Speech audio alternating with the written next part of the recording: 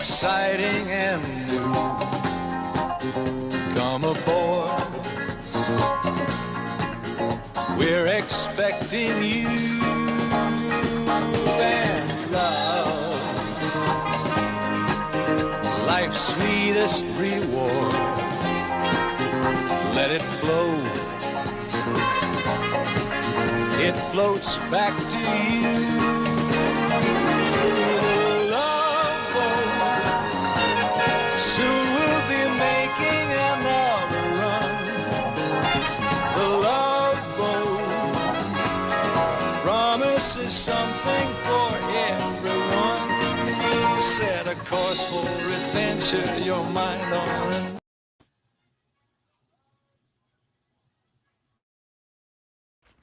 Please be aware that due to the nature of the technology that I'm using, there can be no assurance of confidentiality when using this online service. It should also be noted that due to changes in policies, all replies are to be used as advisory and informational only and will not constitute an official determination. Information provided by myself are limited to the current and available material, but the final responsibility for successfully achieving a goal rests with you, the client. Information online is designed to be helpful.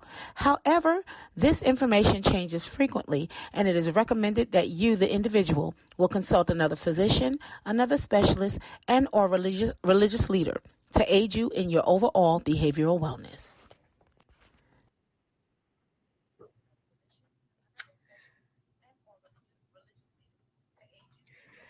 And welcome to Counsel of the Day with Shanrae, and I am Shanrae. Welcome, everybody. Hey, CJ. Hey, Peaches. How are you all? So glad to have y'all on tonight on this Super Bowl evening. Oh, my gosh. I was so grateful because I was really hoping that we will be able to see the halftime show actually before I came on. And so because of my work schedule, I had to change my days to Sunday and Monday. It used to be Tuesdays and Thursdays, so it didn't dawn on me that, Super Bowl Sunday, but we're here. So glad to have y'all on with us tonight. So glad to have you. We're moving on. We're in week 2 already. Week 2 of the Love series. This week, we're going to be talking about love thyself. Love thyself. If you're on, please share. Please share, like, and all of that. We're going to move it along. Let me move this along. Y'all know I am a degree counselor. I acquired my degrees from Ashford University, a dual bachelor's degree in organizational management and psychology. Excuse me. My great passion is bringing healing to people who have been through a traumatic and stressful experience. And we all know that when human beings experience trauma in their lives, it's not uncommon for people to seem like that their lives are unraveling. Also, my goal is I help clients, which include children, families, couples, adults, to find healthy perceptions of themselves and to strengthen their relationships so that they can know themselves as peaceful, more complete, whole, and safe. So let's get down to it, guys. Let me move this along. This week, I am a Christian counselor. So let me open this up a little bit so we can see again the scripture for the month. 1 Peter 4:8, the NIV version. And it says, above all, love each other deeply because love covers over a multitude of sins.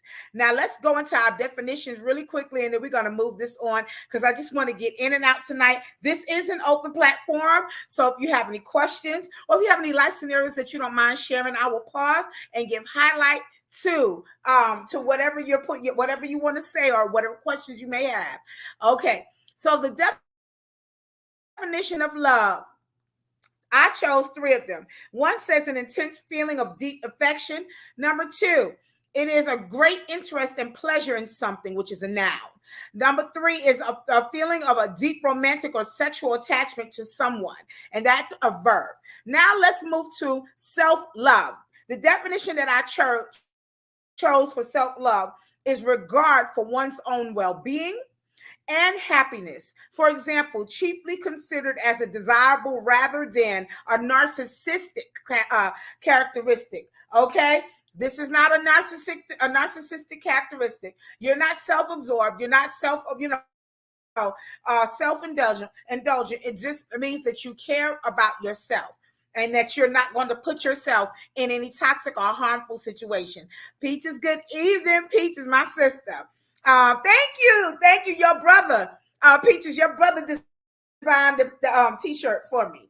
Okay, and it's available for merch as well if anybody wants it. So let's move this along.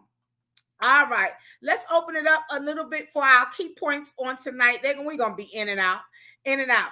So as you can see, we only have a couple of key points. Number one is how to love yourself for real.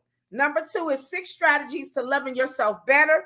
And of course, our takeaway and our quote. So let's get started. All right. So how to love yourself for real. Okay, according to therapist Amanda McCracken. And this is the research that I chose to expound on this evening, how to love yourself for real. There are a lot of people that have a lot of false senses of love. And it comes across a lot of times as arrogance, as being just downright mean, just mean. And people a lot of times when they have a false sense of self-love, they even go as far as to try to belittle other people to make themselves feel better. I remember being around someone and they were feeling bad about themselves at the time. I don't know what was going on, but they chose to sit there and to start pointing out other people and what they felt like were flaws. Oh, look at them. Look at their shape. They shape so badly. Look at this. Look at that. And I was like, wow, they have to go to that extreme to make themselves feel better. That's a false sense of self-love or self-positivity. And anytime you have to down somebody else to make yourself feel better, that's just toxic all around. That's a no-no. And that's not a form of self-love or love for others. So it says, how to love yourself.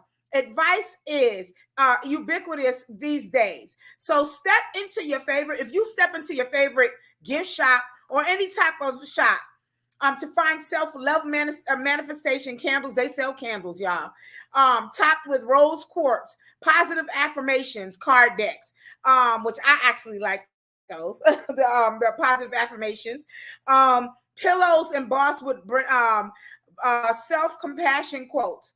If you scroll down through Instagram or TikTok, you'll probably encounter influencers types spouting self-love advice that is often ignores the many complex reasons why some people might struggle with self-worth. Okay, and a barrage of people just have to learn how to love themselves. Toxic positivity that was brilliantly and hilariously portrayed in the second episode of a show called Euphoria season number 2. Okay, where you're learning how to even love yourself through your trying to overcome your toxic your type of toxic behavior. So self-love is something that sells. It's really big. It sells now. And it says, are we really buying it though? So Kat from Euphoria certainly isn't in that show. But while it may seem cheesy or oversimplified, most, and of course I have to speak about mental health issues because I am a degree counselor. So it says that most mental health professionals will tell you in one way or another that being kinder to and more accepting of yourself is very important for both mental well-being and healthy relationships. Now, let me pause right here. What they mean by being accepting of yourself. You used to hear a long time ago, you got to take the good with the bad. Yes and no. There is nobody's perfect, but whatever negative things that maybe that you're doing that's not healthy for you or others that are connected to you, you have got to. if you want to grow, if you want to be better, you've got to find strategies that will work for you to help you grow out of those negative traits. So I wanted to pause right there by saying that. And then Miss Amanda, the therapist Amanda McCracken, she goes back to say that however a variety of factors, trauma, years of self-criticism, systemic discrimination, to name a few things, can make this simple sounding practice way more complicated and much easier said than done. So chances are that if you clicked on, she was saying, if you clicked on the article, you can use some support in the self-compassion area. And I'm big on that too. Give yourself some grace in order so you can grow. Give yourself some grace so you can grow. All right.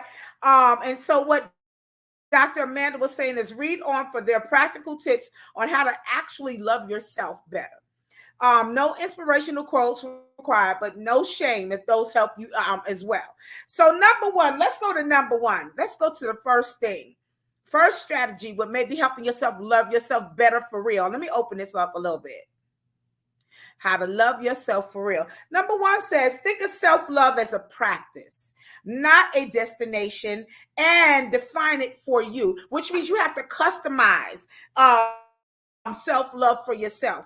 The way I love me is not the way that my children is going to love themselves, or the way my husband, my spouse may love themselves, or, my sister may love herself. But it is a unique thing when it comes to learning how to love yourself. There is no finish line that you cross when you officially love yourself. Self-love is neither constant nor is it permanent. It's an ongoing thing. You have to as long as you got life and breath in your body, you're going to always have to find a way to love yourself. Okay? It's also not the same thing as being in love with yourself. Okay? So if the word love doesn't feel right to you, consider working towards accepting or neutrality. So we often define love in this fairy tale sense where everything needs to be perfect, and then apply that same pressure to self-love, which is not realistic. Okay. So Dr. Whitney Goodman, author of Toxic Positivity, Keeping It Real in a World Obsessed with Being Happy, she tells herself, okay, and what she says is that we don't have to love everything about ourselves, and certain days will be easier than others. But just like with other long-term relationships, sometimes loving ourselves is just commitment, perseverance, acceptance, or general neutrality. Okay, and so licensed clinical psychologist Dr. Alexandria Solomon, assistant professor at Northwestern University and author of Loving Bravely, and this is her book, Loving Bravely, 20 Lessons of Self-Discovery to help you get the love that you want, tells herself, and don't expect to cultivate new thought patterns overnight. Like any other habit, accepting and being kinder to yourself, it takes some practice. Now let's move back on. I want to move back to what Dr. Whitney Goodman said. How she tells herself that you don't have to love everything about you. I was almost 500 pounds, guys, some years ago, almost 20 years ago. And I was blessed to get the gastric bypass surgery. I should have had a picture to show y'all. I didn't even think about it. I may put it up tomorrow night. But I used to be almost 500 pounds. And when I was almost 500 pounds, I used to say all the time to people, listen, I may not love this weight on me, but I do love me. And I'm taking steps to become healthier and to get a little smaller. And so I would always say that I wasn't happy with being that size, but I always did love me. And I made sure that even when I was that size, that I never ever went out the door looking, I never half-stepped. My hair was always done. I was always dressed, for appropriately for my size. I didn't embarrass myself or my family. And I always would tell people, this is not permanent. This is temporary. You're gonna see something. You're gonna see something come out of me. And I was blessed to be able to get the gastric bypass surgery. I lost over 300 pounds. It's been almost 20 years. I was put on some medicinal steroids because I gotten sick some years ago, and those steroids packed 50 pounds back on me. So it's been a yo-yo trying to get this off, 30 pounds off and putting it back on like that. But I can still tell you, I love me. I may not like the size that I am again, but it's okay. I'm not where I used to be either. I was almost 500 pounds. So it is an ongoing thing with us, as life goes on, things happen, we change, but we still we love ourselves. Okay, we love ourselves because we can change things that we don't like about us. That's the good thing about it. We can always change what we don't like about ourselves. So let's move on to number 2.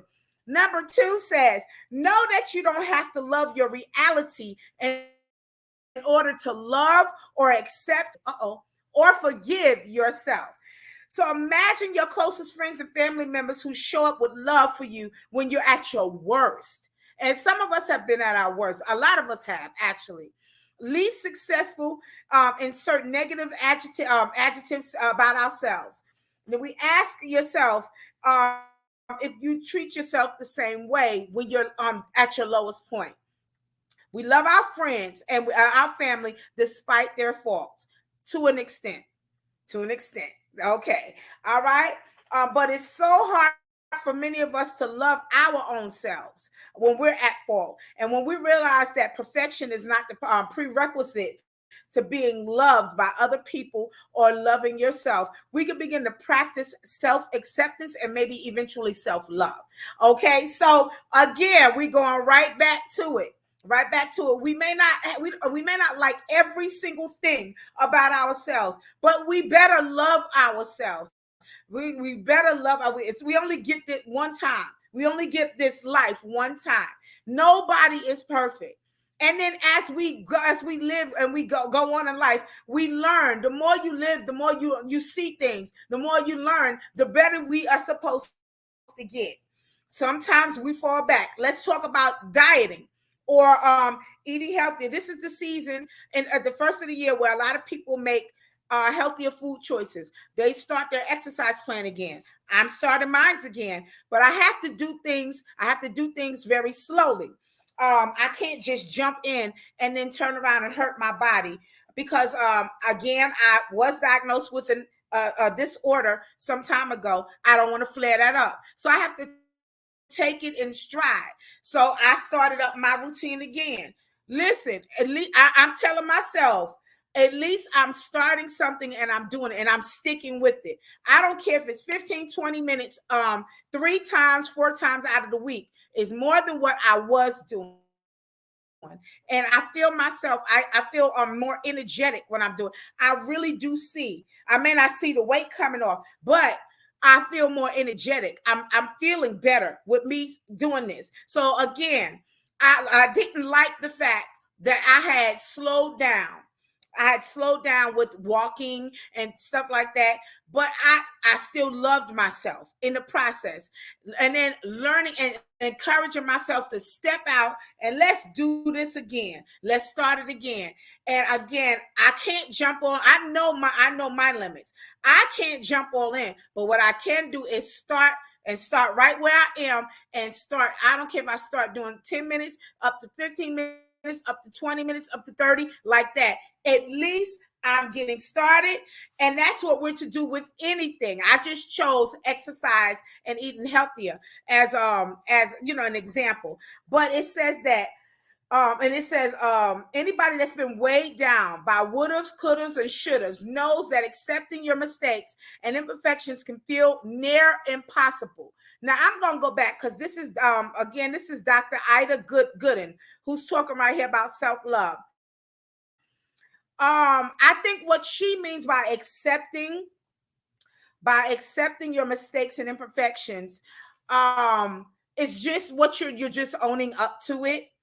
And then when you owning up to it, it helps you, helps point you in the right direction, and of learning how to implement strategies to kind of get you away from whatever imperfections, especially if they're not healthy for you, if they're not healthy for others that are around you. All right. And then people say mistakes. I don't believe in mistakes. Mistakes is not knowing.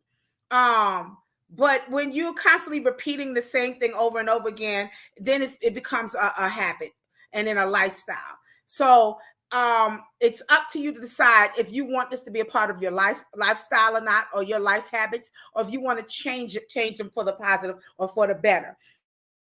Okay, so Dr. Gooden, she was talking about how she sees the majority of people's sufferings coming from longing for things to be different from how they are.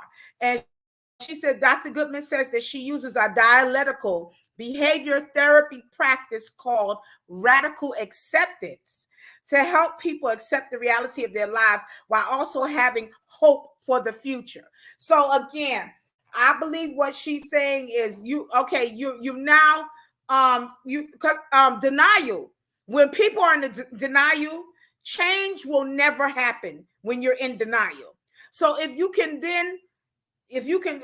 own up to what needs to be, then that's the beginning of change for the better. Change for the better. So this practice is rooted in the theory that is to accept your imperfect selves, acknowledge their reality.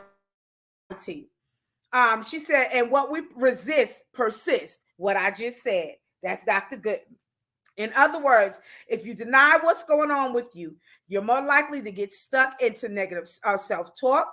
It shouldn't have been this way, or I shouldn't have done that. Conversely, and if you practice acknowledging your reality in non-judgmental terms, like this is my situation or that is what happened, you'll be better able to accept and then to move past the things that you can't control. Now, she said move past the things you can't control. We can control a whole lot more than what people are willing to admit and own up to. You can control certain things. You can't control is poor health. Poor health you cannot control up to a certain extent. Like, for instance, being diagnosed with a condition where they have absolutely no cure for. Okay, that's something. And being sick, that's something you can't help. But if it's something that can be helped, can be reversed by inserting better practices. Like I hear people talk about, I had hypertension. I had hypertension, and then I changed my diet and exercise. And once I changed that and lost the desired weight that needed to be lost, I'm no longer on medication and I no longer have hypertension. That's something different. Okay, so I believe that she's trying to give a grace for people, but I don't agree with things that you cannot control, even down to mental illness. If there is a medication that you can take to regulate some things, then guess what? Then things can be better. Y'all know I see the glass halfway full, not halfway empty. Okay, and I know that we can overcome any situation if you truly want to. Again, I'm not talking about something that's incurable. I'm not talking about that. All right, so let's move on to number 3. Challenge your negative mental narrative by sticking to the facts. I like this one. This one I like. Let me open this up a little bit so y'all can see this. Is that 3 on there? I'm sorry. Let's move this along. Oops, I'm sorry to move too fast. All right. So challenge your negative mental narrative by sticking to the facts. Buddhists explain suffering as 2 different arrows. This is a great way to look at things. Also Buddhists, people who practice, the Buddhist religion, they explain suffering as 2 different things. Number 1, the first arrow is the unfortunate event that did happen to you. A painful arrow, which is outside of our control, something that happened. The second arrow is the story that we tell ourselves about that event. This suffering is called self-inflicted. Now, I'm going to pause here. As because y'all know I wear many different hats. So I'm not only a counselor, I'm an artist. I'm a singer. I'm an artist. I'm a producer. I'm a songwriter. And there from there on. And so I wear different many hats. I'm a teacher, different things like that.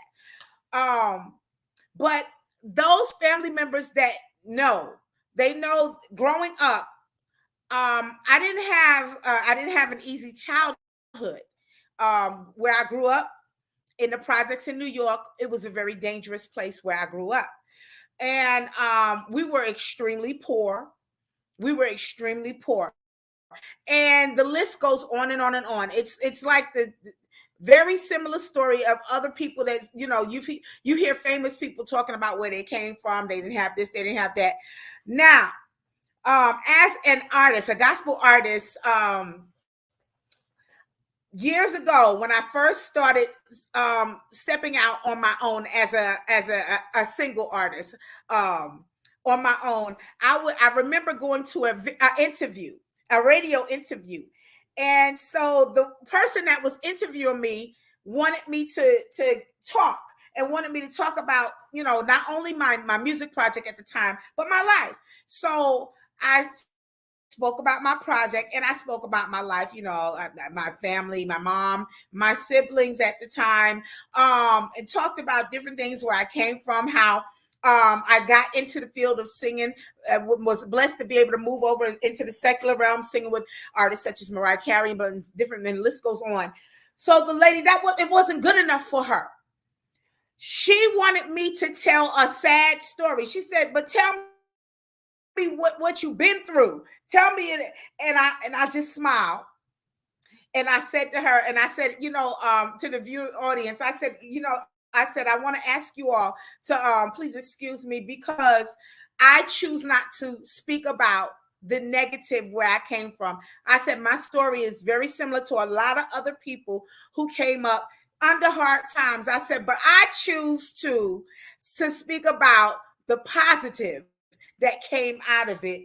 I said, I don't like to reflect. I don't like to go back and speak on the negative, because it does something to you mentally and psychologically when you kind of dwell on that negative. And so the woman was not happy with me. We kind of ended the interview kind of early, because she wanted me to sit there and talk about negative stuff and rile up the listeners and this, that. And I just chose to stay on the positive. And so this is what the Buddhists, what the 2 arrows they're talking about. You can, what is uncontrollable is what you went through. If you went through a very traumatic or negative experience, that's uncontrollable. That's the truth. That's something that you experience. But the second arrow, like they're saying, is when you're telling yourselves about the event, it's causing, again, more suffering, and it's more self-inflicting. And so self-love by Dr. Solomon says that means not shooting ourselves with that second arrow. The first arrow, for example, could be the fact that a loved one, for COVID. The second arrow could be telling yourself that they wouldn't have died if you convinced them to go to the doctor sooner. Or it might be telling yourself that you should have spent the holidays with them, And so despite the fact that wasn't, they weren't vaccinated. So in other words, a situation could be emotionally painful. We know they can be, really can be, of course. But the stories, when we tell ourselves about it, is often the main source of our suffering. But because you're reliving it over and over and over and over again, you constantly talking about it, constantly, dredging it up. Okay, so the good news is that we can work on not adding to our pain with this negative narrative Dr. Solomon is saying. Okay, so however regrets or other negative thoughts start seeping in about a painful event. So Goodman suggests that we just look at the facts. Fact is, so-and-so, A, B, and C did happen. If there are any evidence against these thoughts, okay? So is there anything that you can identify that makes things seem less bleak. You're not denying your reality, but instead pointing out all of the things that exist at one time. Goodman says this. So, and listen, I'm going to tell you what I do. Because of how I grew up, I do not, I've never ever watched 50 Cent's, what's his movie? I never his series. I've never watched his shows.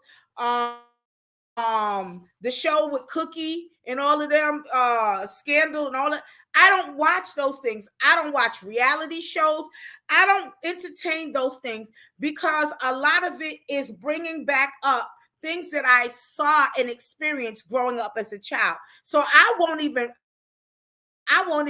entertain it because I don't want any of these negative feelings to be dredged back up, and I don't want it to be stamped in my mind. So that's what I do. That's the strategy that I use. I don't watch it. I don't listen to it. I don't entertain it because I don't want my mind to get trapped and those feelings start coming back, and I start seeing what the things that I experienced growing up. I don't entertain it. I believe in staying positive and just moving it forward. Now, number 4, because it's almost, my time is up. And number 4 says, acknowledge that oppression and trauma can make self-love even more challenging. Yeah, so they want you to acknowledge that oppression and trauma, which is what we were just talking about, those 2 arrows. Okay, and let me move this along so y'all can see this. Okay, acknowledge that oppression and trauma can make self-love even more challenging. All right, so I'm gonna read a little bit of this. If and what Dr. Goodman is saying is, if you belong to a marginalized or historically oppressed group, I guess, for example, I don't want to mention any groups because they do good. They do great things in what they're doing to fight for justice.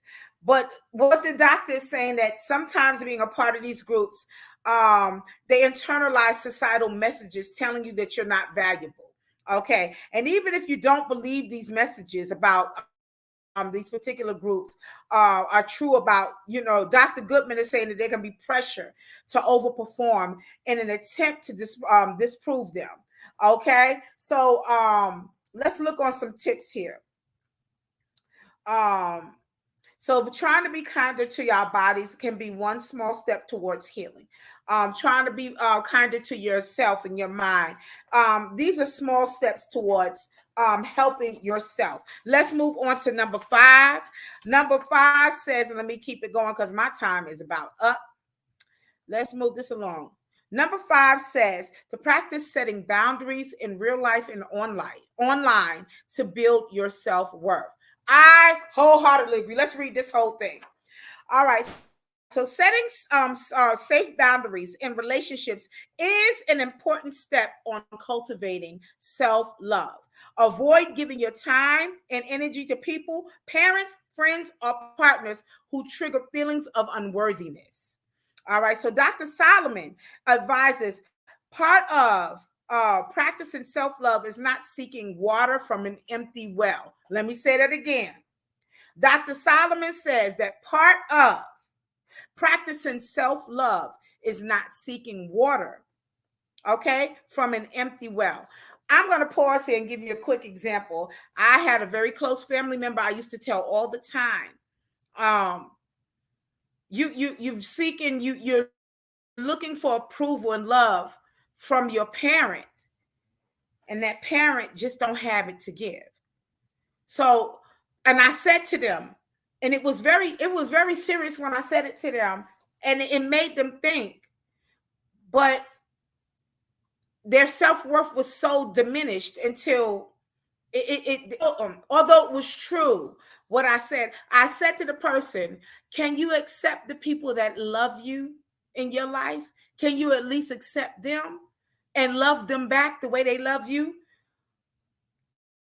Even if you can't get the love from your parent, is it enough to love the people that love you?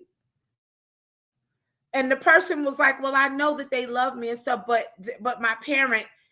And I was like, listen, just like Dr. Solomon said, Okay, part of practicing self-love is not seeking water from an empty well.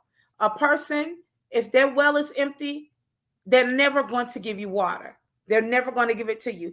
And the thing is, accept it and move it on. I don't care if it's your mama, your daddy, your sister, your brother, your child. It is what it is. We can't make somebody love us. We can't make them love us. But the thing is, can you accept the love from the people around you that love you? And can you love them back? Can that be enough? All right. So Dr. Solomon says, that she recommends relational and sexual choices that center around pleasure, comfort, safety, and communication. She said you might have to end a relationship with someone who makes you feel bad about yourself.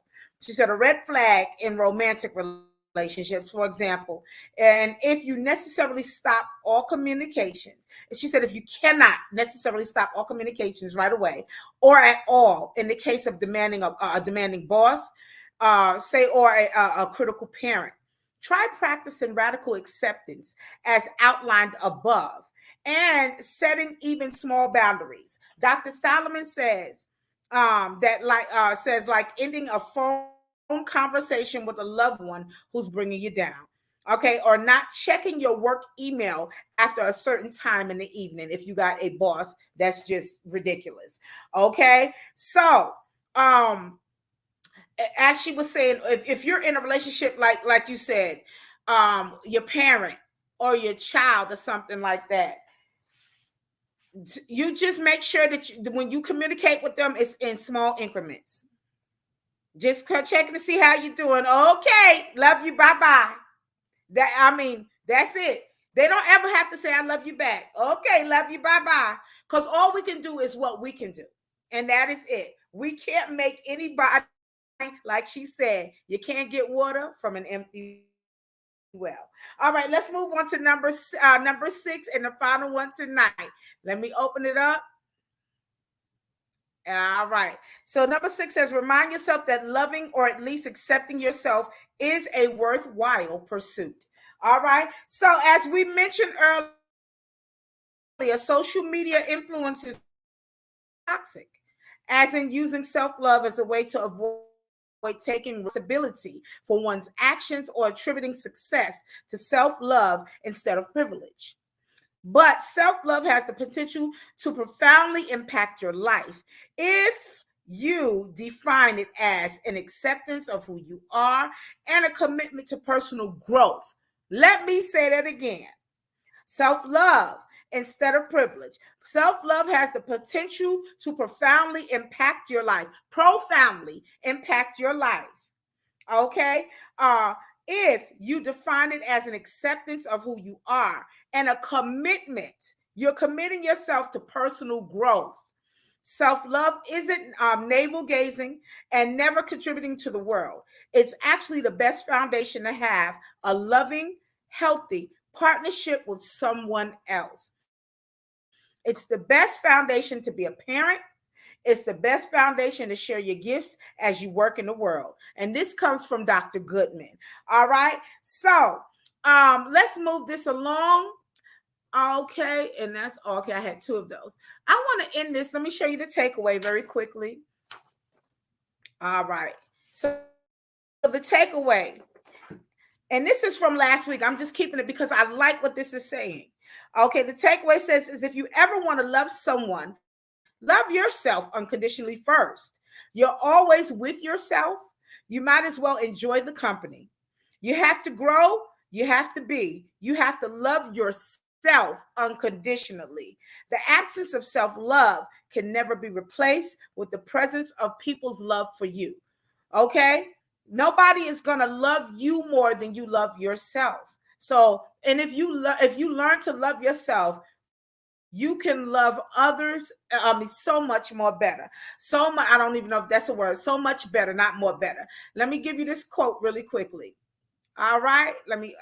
So the quote says, how you love yourself is how you teach others to love you. And that's by Rupi Kaur.